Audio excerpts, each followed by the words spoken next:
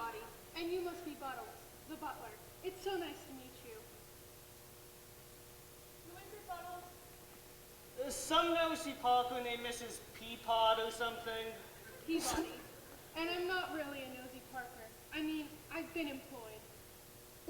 Take a hike, Buttles. Go freshen up the drinks or something. Very good, Miss Lane. He doesn't take very kindly to strangers, does he? He's like an old watchdog, Miss Peabody, but his bark is much worse than his bite. Why? I'm afraid I've come at a bad time. We're just having an anniversary dinner. It's been exactly 1 year since Uncle Tukey died, and we all thought we'd get together to remember him fondly.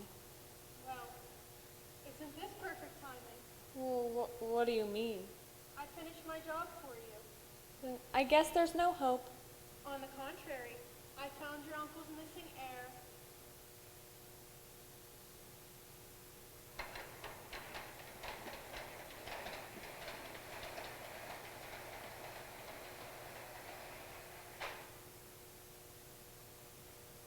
So let's get this straight. Lola. You hired this, Grandma, to find J.J. Hawthorne? Whatever possessed you, darling?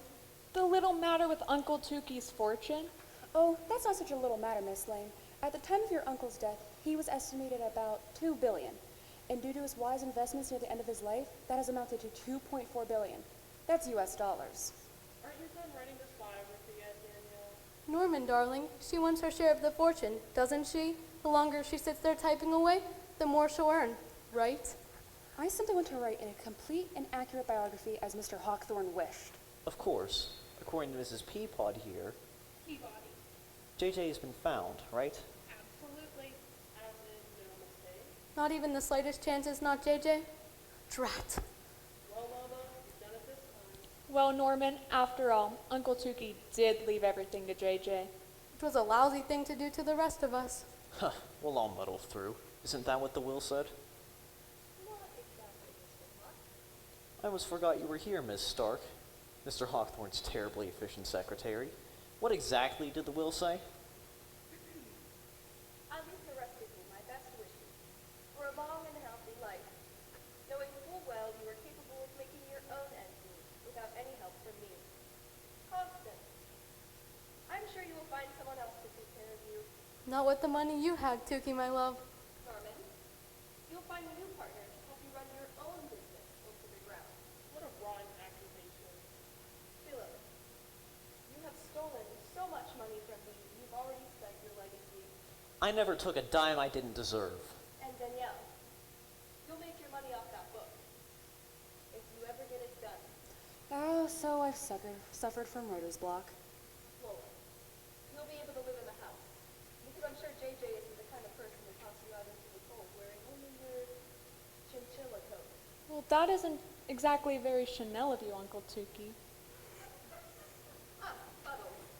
You can keep your job as long as you like, regardless of how many drinks you spill. Dang! And what does it say about you, Miss Stark? Oh, I'm just the secretary. Miss Peabody. Goodness, I didn't even know him long. So, Miss Peabody, we ought to get to where JJ is hiding. We deserve a look at him. In due time, Mr. Clark. You know what I think, Dollface? I think you're lying. Moi aussi. That's French. Why would I lie? To get whatever Lola here is paying you. It is a known fact that JJ disappeared 1 year ago, tonight. The night Mr. Hawthorne died, JJ was moved here at the manor, wasn't he? Yes, if everything had gone right, he would have been here at 9 o'clock. And he was flying in from Europe, I believe? Tukey thought it would be best to send JJ out of the country to be educated. Because his life here would have been a series of bad influences. Meaning us, of course. But Tukey never let us near the book. Didn't any of you ever go to Europe to visit JJ over the years? Really, miss, whatever. We had better things to do than that. Besides, Mr. Hawthorne was very secretive about what schools JJ attended. He wouldn't even tell me for the biography. I think one was in Belgium. No, Philip, as always, you're wrong. It was Belarus. Belarus? They don't even have schools there. It was Bulgaria. You're all wrong, I'm afraid. It was Switzerland. No. It began with a B.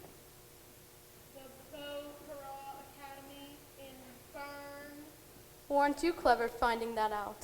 What's your secret? I asked Miss Stark. The secretary? He confided in you?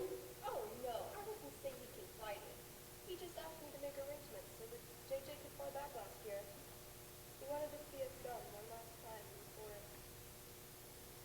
well, before. Couldn't JJ have made his own arrangements? He was 22 after all. Born October 22nd, location undisclosed. It seems Mr. Hawthorne would have gone to any lengths to protect JJ. That kid was all he thought of. But it obviously didn't work. Did Mr. Hawthorne know of JJ's fate before he himself died that night? Unfortunately, somebody couldn't keep their big mouth shut. It was an accident, Constance. I've told you. And I never meant for that man to overhear that phone call. Oh, please, Lola, you yap loud enough to scare a herd of elephants out of the jungle. Who were you talking to, Ms. Lane? Some reporter, I forget the name. Can you imagine the insensitivity? Well, poor Otuki died immediately, didn't he, Sylvia? You were with him when he died, Ms. Stark? Well, yes. He asked for me to come in. I still can't believe that. Bubbles knows it's the truth. Is it true, Buttles? Mr. Hawthorne expressly asked for Miss Stoke, and Miss Stoke only to come into the room. He wished to dictate a letter. A letter? What was in the letter? I don't remember. Ha! I don't. I don't remember writing anything. I just remember. You mean Ms. Lane? What was she saying? The door was slightly open. I could hear her in the hall on her cell phone. She said, "My God, he's dead. He's been killed in a car crash." And that's when Mr. Hawthorne died. I see. Well, you've all confirmed everything in the police reports then. You think we're lying? Oh, of course not. But it's always good to start at the beginning. The facts are simple. JJ, Mr. Hawthorne had one child, JJ. He sent the child to schooling in Europe, ostensibly to protect the child from publicity, And us. I'm sure not all of you. At any rate, in his will, Mr. Hawthorne left his entire fortune to JJ. And when he knew he was dying, he asked JJ to fly in from Switzerland so they could meet one last time. But poor JJ got himself killed along the way. End of story. The will is now in probate because there are no residual legatees mentioned. I, of course, am the only living relative. But I was his, well, let's just say we had a good thing going. He certainly owed me money for the legal work I was completing at the time. And I'm a quarter owner of Hawthorne Industries, which means I'm entitled to my share. Don't forget the biography Heir me to write. I only got a small advance when I started, but I was told to be paid $1 million by the time I finish. Oh my, JJ's death has really complicated things. Well, since I found JJ, it's all very simple. The fortune will go to JJ Hawthorne, and you can all discuss your requests once the paperwork has been completed. Really think you found JJ? Of course I did. Look, lady, I hate to be brutally honest, Since when, Constance? but how did you find anything? You're what, 90? Really, Constance?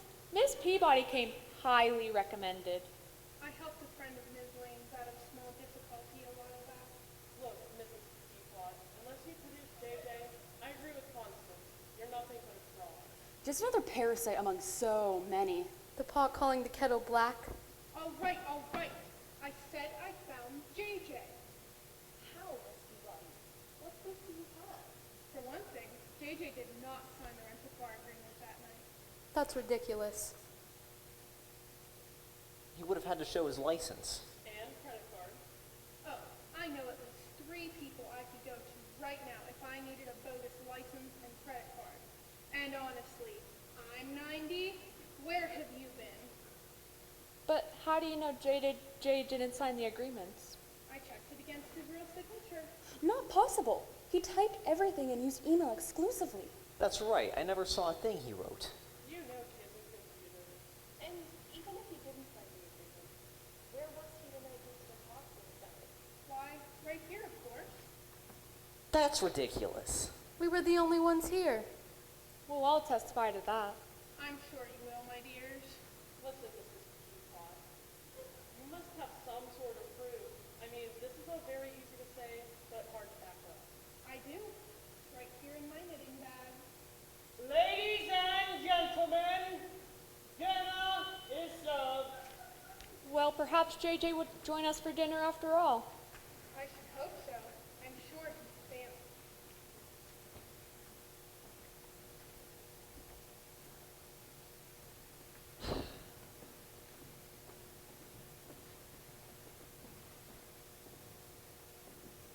What do you make of all this, Norman?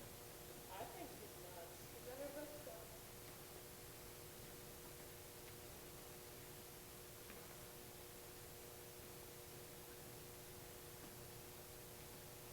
What are you doing? Nothing. Just on my way to dinner. Coming, Lola?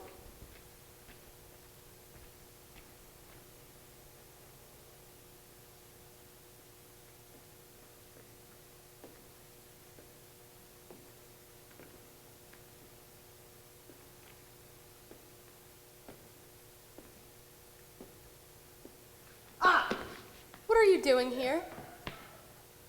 Why, Constance, fancy meeting you here. You're doing what I think you're doing? I lost my earring. What good timing. I see you found it. May I come to you into dinner?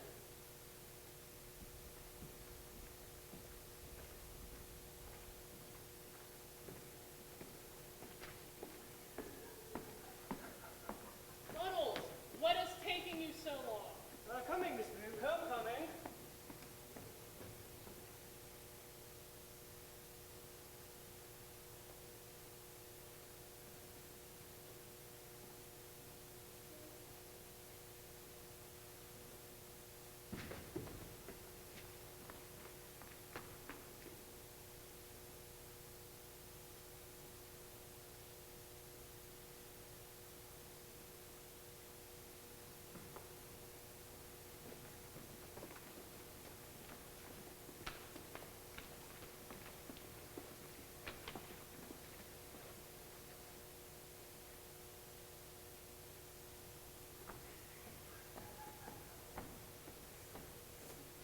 A nice bag, madame.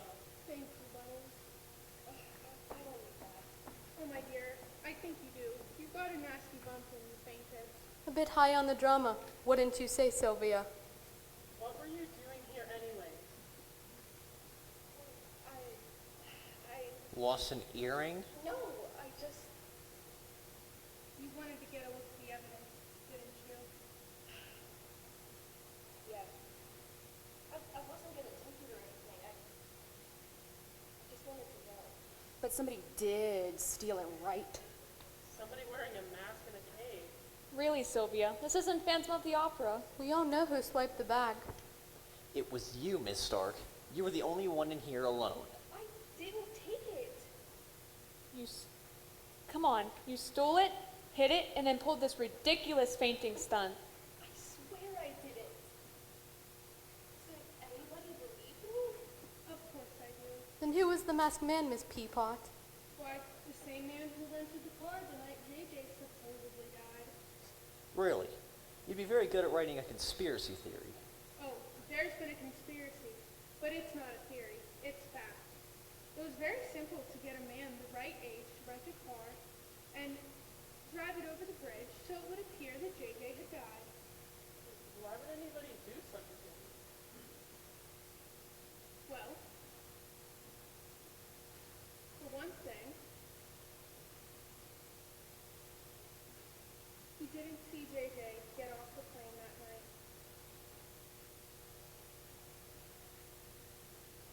What?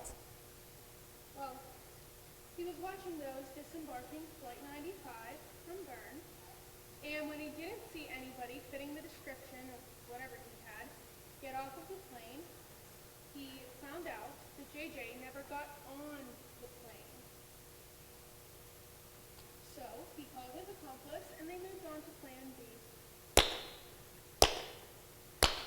Congratulations, Miss P. This is a better plot than Tom Clancy could have come up with. Where do the Russian spies come in? Oh, there are no spies, Mr. Fox.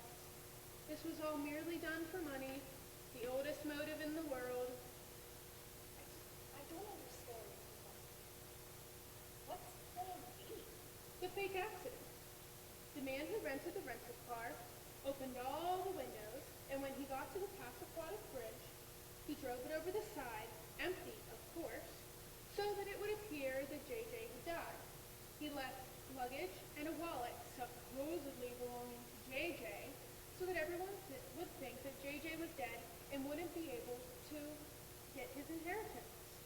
It was so simple, even the police didn't question the accident.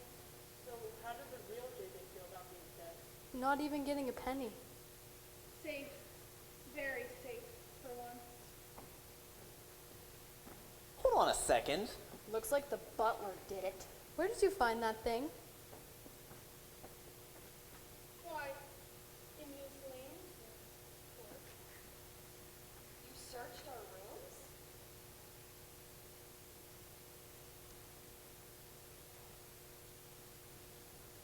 That's against the law, isn't it? Well, yeah, there's got to be. What's important is the evidence is now safe. What evidence? Well,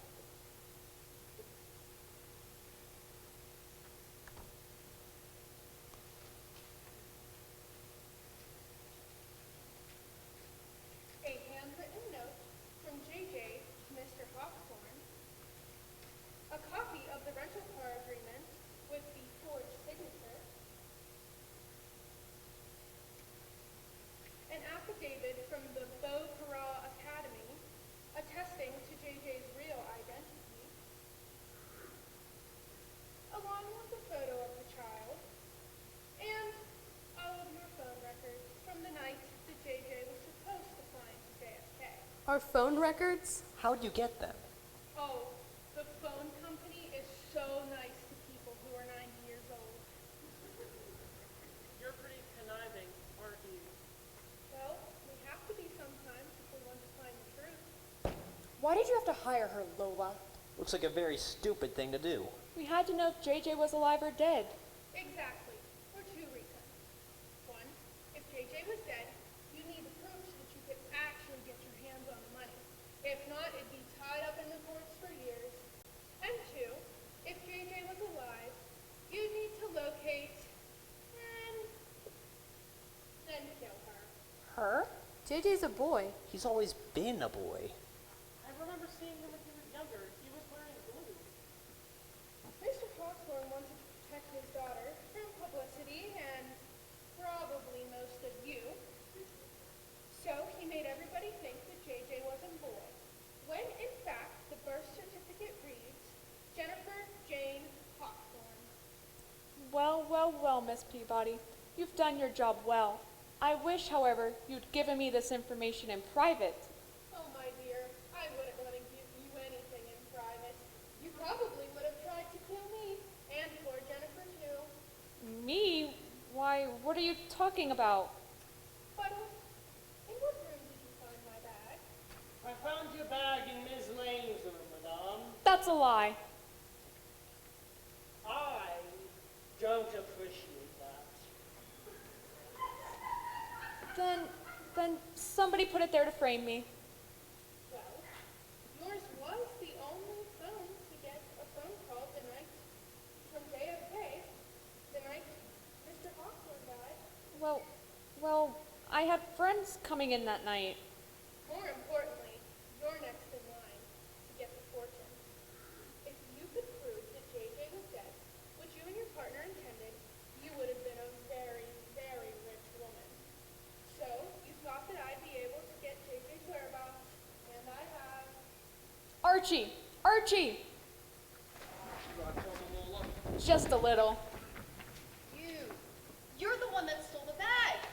I didn't steal nothing. I'll deny it all the way to Supreme Court. Oh, just like I'm sure you deny getting the rental car and driving it over the bridge. I don't know nothing about nothing. Except how to get rid of evidence. Yeah, see this? Sonumulate X. A sleeping gas. Yeah, it'll put you all into a real nice sleep. Unfortunately, you won't wake up. Yeah, 'cause I got a couple matches here, see? They don't need the details, Archie. Just pull the plug. Why you? Oh, thank you, Wells. What would we have done without you? Anything to protect you, Miss Hawthorne.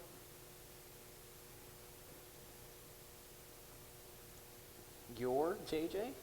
Yes, Mr. Hawk. Will you, JJ? You've been here long before that night. Yes, of course. Father emailed me about his failing health, so I came directly home.